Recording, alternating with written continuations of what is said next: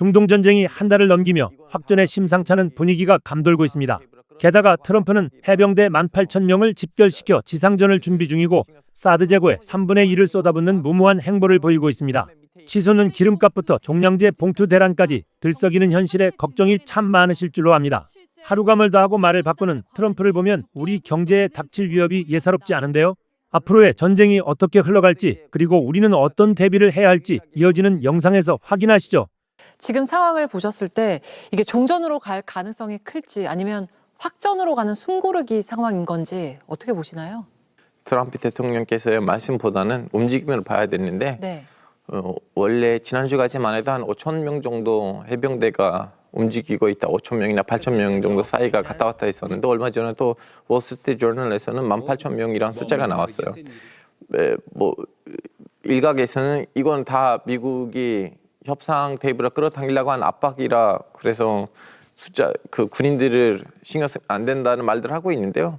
근데 그동안 흘러가는 양상을 보니까 네. 전혀 그렇지 않고요. 네. 딱 봐도 확전으로 가는 것 같아요. 확전으로 간다고 보시는 네. 거예요. 그리고 또 예멘 안에 후티 반군이 어제 이스라엘에 미사일을 날리면서 홍해 바닷길로도 지금 안심하기 어려운 상황이 됐는데요. 이란과 후티 반군은 특수 관계인 거죠? 사실은 후티 반군은 네. 시아파이긴 하지만 같은 시아파 아니에요. 이란에 있는 시아파는 12이만파에 있고요. 순니파랑 관계가 완전히 안 좋은 시아파고 예멘에 있는 시아파는 5이만파이고 순니파랑 관계가 그렇게 나쁜 그런 시아파가 아니에요. 교리적으로 둘이 달라요. 같은 시아파이긴 하지만 교리적으로 다릅니다. 그럼에도 불구하고 후티 반군이 예전에 이제 내전 시기 때는 이란으로부터 도움을 받았기 때문에 이란에 대한 좀 약간 그런 좀 고마운 형? 이 정도의 관계가 있는 거지 완전히 이란의 이제 괴뢰 조직은 아니에요. 그럼에도 불구하고 나름 이제 후티 반군인데 예멘 안에서 좀 생존하고 버틸라고 이란의 도움을 무시할 수도 없어요. 그리고 유일하게 가자 전쟁이 터질 때도 이란도 뭘 하진 않았지만 후티 반군은 단독적으로 우리는 팔레스타인 형제들을 우리가 지켜주겠다고 해가지고 끝까지 미사일을 보냈거든요. 근데 이때까지는 움직이지 않았던 거는 이란이 얘기했던 거 뭐냐면 지금은 움직일 때가 아니에요. 미국이 가드를 올리면 그때 올려야 되는데 사실은 이 후티 반군이 움직이기 전에는 제가 연락을 주고받았던 소식통에 의하자면 네. 미국이 이제는 마음 먹고 지상군을 하려고 했을 때 후티 반군이 도입될 거다. 네. 그때는 왜냐면 호르무즈 해협을 풀어주려고 미국이 지금 개입하려고 하잖아요. 그러면 호르무즈 해협뿐만 아니고 바둘 맨뎁 바로 예멘 밑에 있는 그 해협이거든요. 바들 맨뎁까지도 우리는 봉쇄하겠다는 카드를 보여줘야 된다. 그래서 무슨 말이냐면 후티 반군이 개입했다는 거는 이란 입장에서는 미국이 지상군 투입을 마음 먹었다는 그 판단력에 의해서 생긴 상황입니다. 실제로 미군이 3,500명 추가 병력을 중동에 배치하는 등 지상전 준비 움직임도 보이고 있고 이런 여러 보도들이 나오기도 했는데요.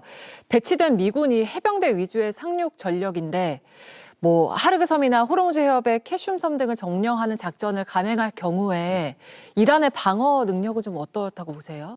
이때까지 제가 들었던 소식이 뭐냐면 하르크 섬에다가 미국이 오기 전에는 방공 미사일을 배치하려고 있어요. 이란이 제일 갖고 있었던 제일 좋은 방공 미사일을 거기에다가 넣어요. 왜냐하면 하르크 섬에다가 이란의 그 석유 시설로부터 나온 석유들 하르크 섬을 통해서 팔거든요. 거기가 넘어가면 이란한테 엄청난 경제적인 손실이에요.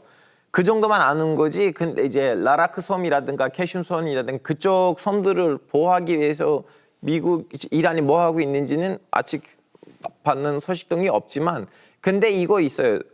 제가 연락을 주고받았던 사람들 말로는 미국이 자꾸 하르크 섬 얘기를 하면서 사실상 이제 라락 섬을 공격하는 거 아닌가. 라락 섬하고 둔부 섬하고 아부 무사 섬을 이런 얘기들도 있어요. 네, 쿠르드족이 참전에 개입할 가능성은 여전히 남아 있다고 보시나요? 쿠르드 섬 얘기가 애초부터 나왔다가 다음에는 미국이 우리는 쿠르드 애들을 죽는 것을 원하지 않는다라고 관심을 껐지만 사실상 현장에서는 그런 일들이 벌어지지 않았고요. 쿠르드 민병대 애들이 열심히 언제 무슨 일이 터지면 개입하겠다는 준비를 하고 있었는데 얼마 전에 이제 며칠 전이었죠. 런던에서 쿠르드 민병대들의 수장들이 다시 한번 만났습니다. 여기서도 이제 쿠르드 민병대가 투입이 되면 유일하게 거슬린 나라는 튀르키예이거든요.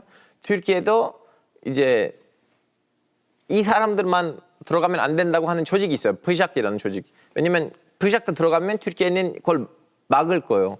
그러기 위해서 그래서 그런지 미국하고 영국 그리고 이스라엘이 그 프리샥을 빼고 나머지 쿠르드 민병대들끼리 런던에서 모였다는 거는 왠지 쿠르드 민병대는 조만간 지상군이 도입되면 왠지 같이 합류할 거라는 얘기인 것 같아요.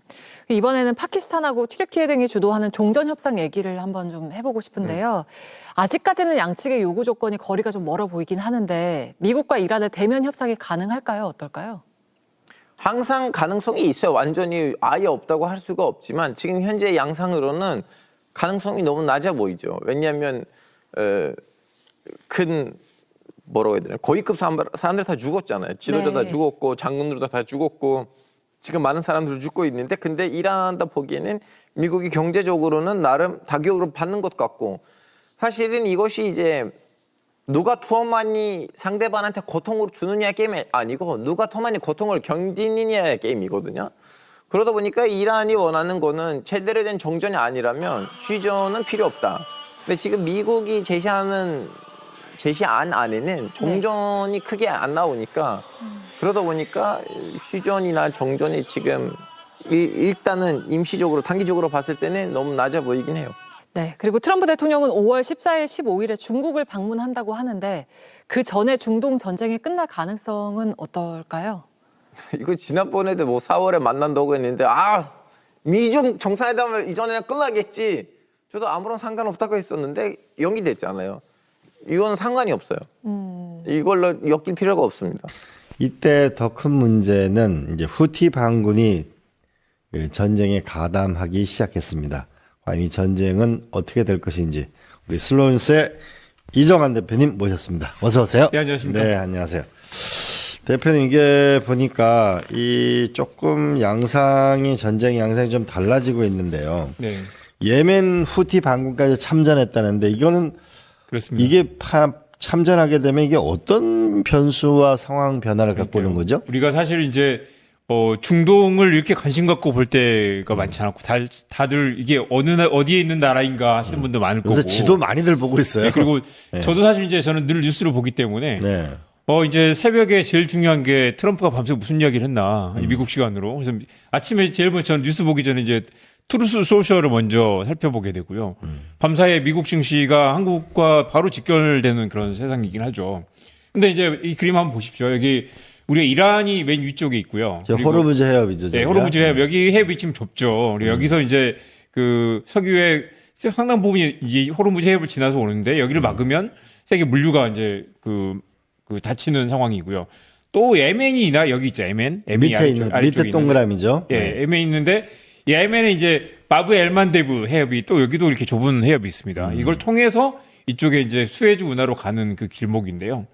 이게 보면 이제 이 저항의 축이라고 해서 이게 이제 지금 이 빨간색으로 된 부분이 이스라엘과 싸우는 이제 그 이슬람 그 저항 세력들입니다. 그리고 네. 이제 이란이 사실 이 세력들을 지원을 했기 때문에 맨 밑에 보면 예멘의 후티 반군을 지원했고요. 네. 이거 반군이라고 하지만 좀 취재를 해보니까 이제 우리가 일상적 반군이라고 불렀지만 이미 그 예멘 그 국민들의 60%를 후티 반군이 지배를 하고 있는 사실상 그러니까 국가형 세력이란 말을 하는데요.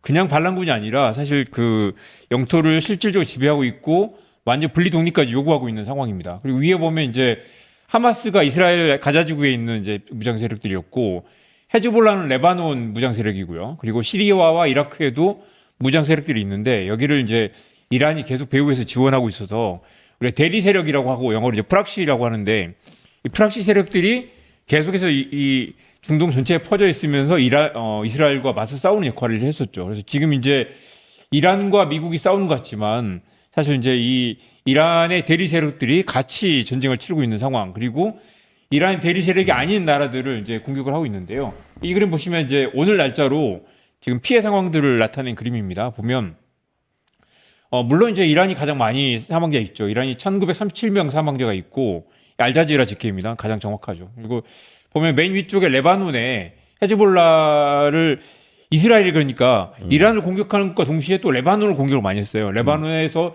1116명이 사망을 했습니다. 그리고 이제 이 MN은 사실 이제 상대적으로 피해가 크지 않았는데 보면 이제 이 중동 전체가 같이 싸우는 영상인데 아까 말씀하신 것처럼 이제 MN의 후티 반군이 이제 공격이 뛰어들면서 점점 전선이 네, 확대되고 지금 이제 있네요. 호르무즈 해협을 이란이 막고 있고 이 바브 엘만데브 이쪽에 수에즈 운하로 가는 세력 이제 이 부분을 MN의 후티 반군이 공격을 하면 이 과거에 그 2023년에도 한번 여기를 그 MN이 막아서 이쪽에 이제 당시 가자지구 전쟁 때 이 이제 후티 반군이 이스라엘로 가는 배를 다 막겠다 이 해협을 막아가지고 전 세계 물류가 지금 마비가 된 적이 있었거든요. 똑같은 상황이 지금 벌어지고 있습니다. 그래서 이제 재미있는 건 그동안 이제 후티 반군이 지난 한 달 동안 잠잠했었잖아요. 예. 잠잠하다 갑자기 뒤늦게 왜 이렇게 공격을 시작했냐 여러 가지 추측이 나오고 있는데 일단 미사일 아꼈다가 지금 미국이 미사일을 다 쓰고 난 다음에 이스라엘도 미사일이 좀 떨어지고 있는 상황이거든요. 그래서 지금 사실상 이스라엘 방공망이 뚫려 있어서 지금 이제 공격을 하면 요격할 수 없는 상황이다. 그래서 이제 이때까지 기다렸다가 지금 이제 본격적으로 전쟁을 시작할 거다라는 얘기가 나옵니다. 그렇게 네. 되면 굉장히 지금 이제 전쟁이 길어질 수도 있고요. 우리 이 그림 한번 더 보시죠. 이게 하르그 섬이라고 해서 이란의 이 핵심 거점 시절이죠. 거의 한 80% 가까이 여기서 이제 출발을 하는데 미국이 여기에 지금 미사일을 쏟아 부었죠. 그리고 아직 이걸 점령하지 못하고 있는데 이 섬이 보면 지도도 재밌습니다. 보면 이 호르무즈 해협의 굉장히 안쪽에 있기 때문에 지금 이제 미국의 해병대와 해군이 지금 여기 도착을 했어요. 한 2,000명이 도착을 했는데 이 해협을 뚫고 가서 이 하르그 섬을 과연 점령할 수 있을 것인가.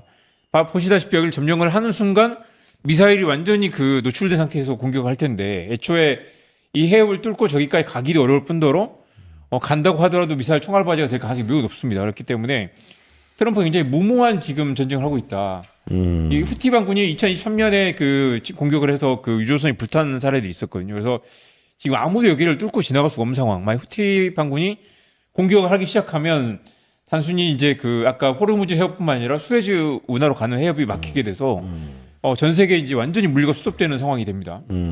이런 분석이 있던데 호르무즈 해협에 의해서 네. 홍해, 수에즈 운하까지 막히게 되면 네. 1970년대의 오일 쇼크보다 훨씬 더 강력한 그 타격이 오게 될 그렇습니다. 거다. 이 그림 한번 보세요. 지금 이게 지금 호르무즈 해협이 오른쪽이고요. 이쪽에 이제 왼쪽에 수에즈 운하가 막히면 당장 이제 중동에서 가는 모든 물류가 우리 사회책에서 배웠던 아프리카 희망봉입니다. 맨 아래 아프리카 희망봉을 돌아서 이렇게 가야 되는 상황인데 이 물류병이 엄청나게 많이 들게 되죠. 그리고 70% 정도 올라갔네요. 네네. 그리고 사실 이게 이제 지난 2013년에 한번 이걸 겪었기 때문에 사실 이제 굉장히 이 중동의 그 리스크를 다들 알고 있기 때문에 공격한다고 말만 해도 이미 이제 물류비가 엄청나게 치솟고요. 이 그림 한번 보세요. 이게 뉴욕타임즈에서 만든 그림인데요. 보시면 이제 중동에 어떻게 이 물류가 오고 가는지 볼 수 있죠. 여기서 지금 출발한 게 한국과 이 일본까지도 오고요. 사실 또 한국과 일본이 또 특히 한국이 이제 중동 의존도 높기 때문에 굉장히 취약하다라는 얘기 많이 합니다. 그리고 이제 이 물류 거점이 호르무즈 해협과 이 바브 알 만데브 이 두 군데가 막히면 사실 한국은 이제 완전히 석유 물동력이 막히는 그런 상황이 됩니다. 예. 자, 그럼 이제 이 트럼프 대통령은 처음에 전쟁이 빨리 끝난다고 했는데 트럼프 대통령의 말이 왜 이렇게 바뀌는 거예요? 그렇습니다. 트럼프 대통령이 뭐라고 했냐면 48시간 뒤에 폭격을 하겠다라고 했다가 48시간 안 돼서 36시간 만에 다시 5일 더 시간 주겠다라고 했어요. 5일도 다 돼서 4일 정도 되는 날에 10일 시간 주겠다라고 했습니다. 그러다가 이제 4주에서 6주 걸린다고 또 했고요. 시간을 계속 늘렸습니다. 늘렸고 지금 이제 4주가 다 됐습니다. 한 달이 됐기 때문에 이 트럼프 입장에서는 계속 말을 바꿨고 이게 뭐 양치기 소년도 아니고요. 게다가 우리가 작년부터 트럼프 타코라는 말을 많이 했는데 트럼프 always 치킨 아웃이라는 말을 많이 했는데 사실상 지금 이걸 믿을 수가 없는 상황. 그렇기 때문에 사실 생각보다 유가가 생각보다 덜 올랐고 금융시장도 생각보다 덜 충격을 받긴 했습니다. 그렇지만 사실상 이미 패배한 전쟁이라는 이야기를 많이 하고 있고요. 사실 이걸 이제 이 트럼프만 패배한 상관없는데 이게 이미 지금 패배한 상태에서 전쟁이 끝나지 않고 게다가 이 전쟁을 끝내려면 트럼프가 뭐 완전히 그 이란의 요구를 다 들어주거나 아니면 결국 이란이 마음 좋게 호르무즈 해협의 통행을 재개하겠다라고 해야 이게 끝나는 건데 트럼프가 끝낼 수 없는 상황. 완전히 이 전쟁의 주도권이 이란에 넘어가 있는 상황입니다. 지금 주말에는 미국에서 이제 수백만 명의 이제 반전 시위도 있었어요. 맞습니다. 근데 노킹스 시위가 있었죠. 예, 결국 이 총알이 많이 떨어지느냐. 네. 응? 결국 미국이 엄청난 물량을 쏟아붓고 있는데 네. 과연 이 지속 가능성 이 부분은 앞으로 어떻게 될까요? 사실 이게 정말 무시무시합니다. 사실 이렇게 지금 이제 과거와 전쟁 양상이 달라졌고요. 그리고 아까 우리 계속 이야기했던 것처럼 드론 전쟁으로 왔고 AI가 전쟁하는 상상인데 사실 이건 또 그 이란이 미국을 상대로 이렇게 그 이란 주도권을 잡고 있는 건 사실 이란은 핵이 없지만 호르무즈라는 전 세계 에너지 안보를 쥐고 흔드는 이번에 이렇게 입증이 됐잖아요. 그렇기 때문에 만약 핵이 없더라도 언제든지 이란은 이제 맘만 먹으면 호르무즈 해협을 봉쇄를 하면서 자기들 요구사항을 요구할 수 있는 그런 상황이고요. 이 그림 한번 보세요. 지금 이게 미국이 사실은 1시간 만에 전쟁을 끝낼 수 있다라고 트럼프가 큰 소리를 쳤습니다. 그래서 이제 사드를 지금 재고가 600발이 있는데 그중에 200발이 이미 다 쓴 상태입니다. 3분의 1을 썼고요. 나머지 400발은 사실 이제 원래 한국에 있는 걸 좀 가져가기도 했고 지금 이제 전 세계에 있는 그 사드가 600발이니 그중에 200발을 쓴 거 3분의 1을 쓴 것입니다. 그런데 이게 뭐 바로 찍어낼 수 있는 게 아니라 이걸 다시 맞추는데 3년에서 8년 걸린다고 하고요. 그렇죠. 무기라는 게 네. 하루 아침에 만들어지는 게 패트리엇도 아니니까. 우리가 그 이런 게 굉장히 첨단 무기라고 했지만 이렇게 한꺼번에 400발씩 써버려가지고 이것도 1, 2년이 걸린다고 하고요. 토마호크는 뭐 2,000발 이상 남았는데 이게 한 발에 360만 달러이기 때문에 이것도 주문에 생산까지 2년이 걸린다고 합니다. 그러면 이제 트럼프는 이걸 전쟁을 빨리 끝낼 생각으로 와락 이걸 쏟아 부었는데 사실 이란이 이걸 노렸던 것 같아요.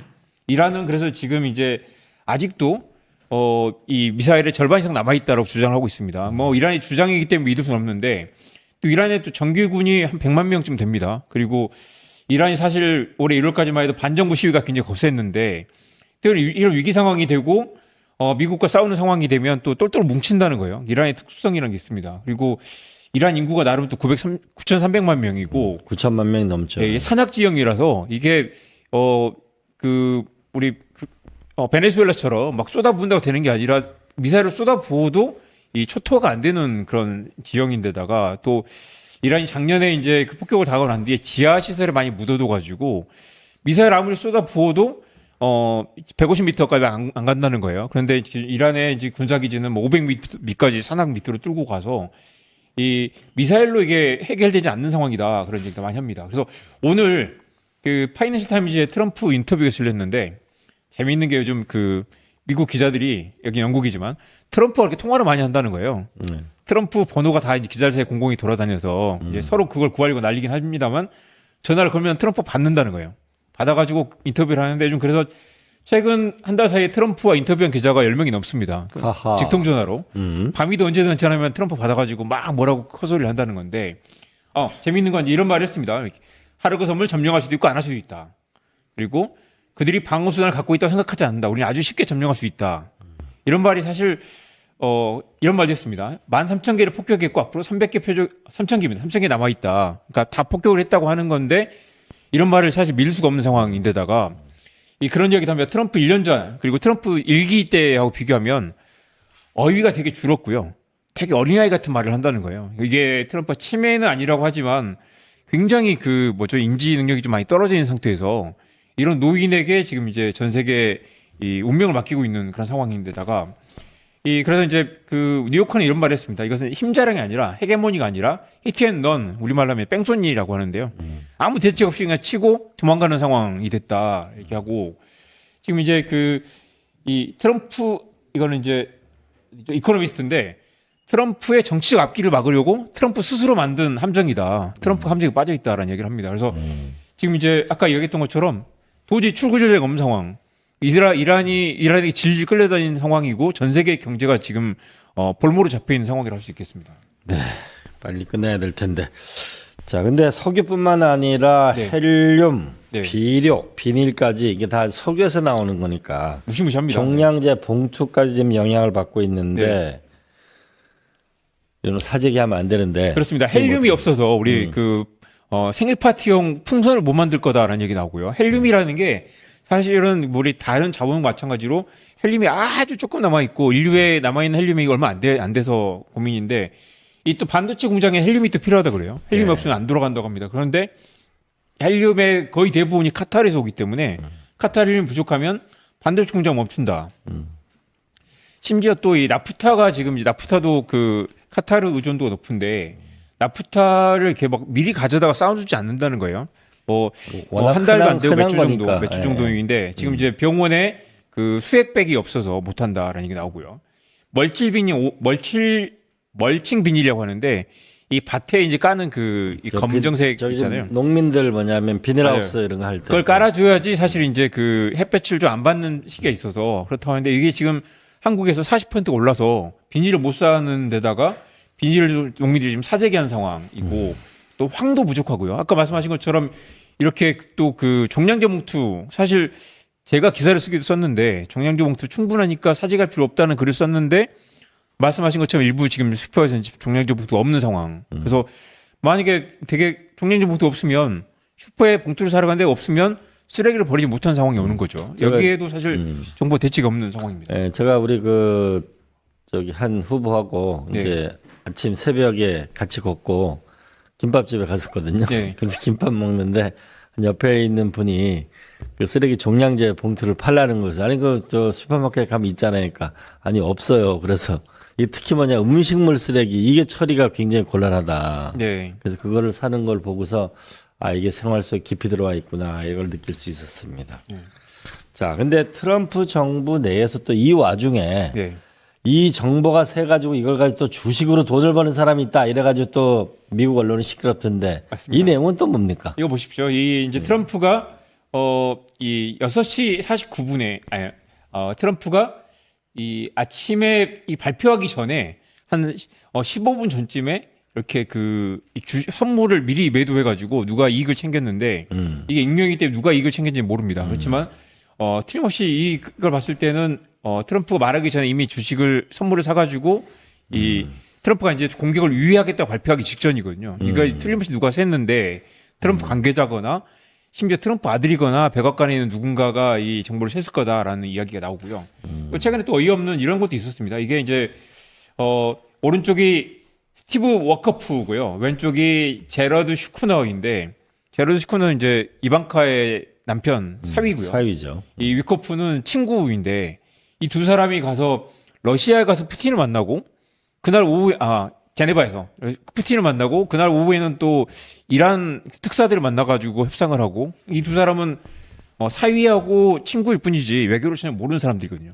그런데 이런 사람이 나서가지고 지금 협상을 하고 있는 상황이라서 협상이 제대로 될 리가 없다라는 얘기도 나오고요. 트럼프가 그만큼 좀 직업 외교관들을 좀 불신하는 경향이 있어서 그래서 자기 주변 사람들을 이렇게 믿고 이렇게 맡긴다고 하는데 그렇기 때문에 이게 지금 모든 게 꼬여 있는 그런 상황이라는 얘기도 나옵니다. 진짜 이게 결국은 외교라는 게 가장 큰 정치이자 가장 전쟁이라는 게 최고의 정치라고 그런 말도 있고 네. 외교는 또 중대한 건데 거기 사이와 친구 어떤 역할을 하는지 모르겠네요. 자, 보통 전쟁을 하면은 경제가 무너지는데 오히려 이란은 지금 석유를 팔고 있다는데 이 어디다 어떻게 팔고 있고 돈을 벌다는 거죠? 사실 이제 이란 사실 경제 제재를 계속 했었잖아요. 핵무기 개발하지 말라고. 그런데 네. 사실 배후에서 또 이란에 석유를 사주는 데가 또 중국이었고 지금 또 이제 러시아가 또 이란에 또 드론을 또 공급하고 있다고 하고요. 사실 이 전쟁이 이란과 미국의 전쟁인 것 같지만 사실 전 세계 여러 나라들이 지금 얽혀 있는 그런 상황인데다가 지금 이제 트럼프가 지금 이란하고 이제 좀 화해를 하려고 최근에 이란에 이제 유조선을 좀 이렇게 용인을 해줬다는 거예요. 그래가지고 지금 파키스탄을 경유해서 이란의 유조선이 20척이 빠져나갔고 그 유조선이 대부분 이제 중국으로 갔다는 건데요. 그러니까 이란 지금 사실 전 세계 지금 유가가 좀 올라 있는 상태이기 때문에 이란이 그 올라 있는 가격에 약간 할인을 해주긴 했지만 그 오른 가격으로 중국에 석유를 팔고 있다는 거예요. 그러면 그래서 중국이 이란 전쟁에 더 이상 개입하지 않는 거를 묵인하에 미국과 이렇게 네. 판다는 건가요? 아니 그것도 그렇고 네. 이란의 석유를 봉쇄하거나 이란의 하르그섬을 공격하거나 하면 이란이 더 크게 반격할 거기 때문에 트럼프 차원에서 트럼프 입장에서 나름 이란에 뭔가 화해 제스처를 주기 위해서 너네 이란 유조선을 공격을 하지 않는 상황인 거죠. 그런데 그 석유를 사실 훨씬 더 전쟁력을 비싸게 팔아서 이란 오히려 이익을 보고 있다. 또 하나는 옆에 있지만 이란의 식량 자급률이 80%가 넘어서 이란은 사실 엄청난 이 전쟁 상황에서도 크게 경제적 위기를 겪고 있지 않다. 또 이란이 또 오래전부터 이제 이 경제 위기를 겪어왔기 때문에 경제 제재를 겪어왔기 때문에 또 제조업이 또 나름 산유국 중에 발달돼 있다고 그래요. 철강 수출도 꽤 있고 육로를 통해서 또 중국으로 수출하는 게 꽤 있어서 오히려 이제 이거 파이낸스 타임즈 기사기 때문에 어떤 편향은 없다고 생각합니다. 그렇지만 이란이 오히려 이 전쟁을 꽤 오래 버틸 수도 있다. 사실 이란 국민들은 너무나 오랫동안 이 고통을 겪어왔기 때문에 이런 상황에서도 원래 어렵기 때문에 특별히 더 지금 어려운 상황 아니다라는 그런 이야기도 나옵니다. 전쟁 전망에 대해서 과거 2차 세계대전 뒤에 전 세계에 확고한 우위를 갖고 있던 미국이 아닌 미국에서 이 전쟁을 했는데 사실 지금 보면 러시아는 어마어마한 흑자를 보고 있죠. 네. 중국도 나름 이익을 계속 보고 있죠. 이걸 보고 있고 중국 입장에서는 미국과 뭔가 그 군사적 긴장 관계에 있었는데 심지어 한국에 있는 사드 무기를 빼가지고 지금 이란에 쏟아붓고 있는 상황이라서 사실 미국의 힘이 빠지고 있는 걸 가장 반기는 게 중국과 러시아겠죠. 네, 그래서 이런 속담이 있죠. 그 타인의 실수를 지켜보고 있자 이런 얘기도 있는데 자 문제는 이제 우리인데요. 네. 전쟁 와중에 이제 기술 변수까지 나오게 됐는데 메모리 시장이 어려워질 수 있다, 반도체가 어려워질 수 있다 이런 얘기도 있는데 예. 기본적으로 공급 때문에 생기는 반도체 위기 또 하나 네. 구글에서 터보 퀀트라는 예. 이 반도체가 아주 주가를 흔들고 있는데 이 네. 두 가지를 따로따로 설명하면 어떤가요? 그러니까 이건 이제 다들 그 지난주에 세계 발칵 뒤집혔던 그 이슈였습니다. 그래서 뭐냐면 AI를 쓰니까 일 생산성이 훨씬 높아지더라. 그래서 사실 이제 이걸 좀 그 고용이 좀 줄어드는 거 아니냐 하는 우려가 하나 있었고요. 터보 퀀트라는 건 구글에서 개발한 이제 새로운 기술인데 야 메모리를 좀 덜 써도 되겠더라. 우리가 이제 한국이 AI 업체에 메모리를 팔아가지고 지금 굉장히 주가가 올라 있는 상황인데 그렇죠. 야 이제 이걸 메모리를 압축시켜가지고 이렇게 꺼내 쓰게 되면 과거처럼 메모리를 그 때려 박을 필요가 없다라는 게 이제 터보 퀀트의 기술인데 사실 제가 이제 이건 그 약간 장담할 수도 있을 것 같습니다. 좀 그 직접 논문도 살펴보고 관련 이슈들을 살펴보니 이 제본스의 역설이라고 하는데요. 그래서 이제 오히려 이게 그 터보 퀀트 같은 게 나와도 수요가 줄어드는 게 아니라 생산성이 높아지기 때문에 더 많이 그 기술을 혁신하고 더 많이 AI를 더 많이 사용하게 돼서 장기적으로 더 오를 거라는 거죠.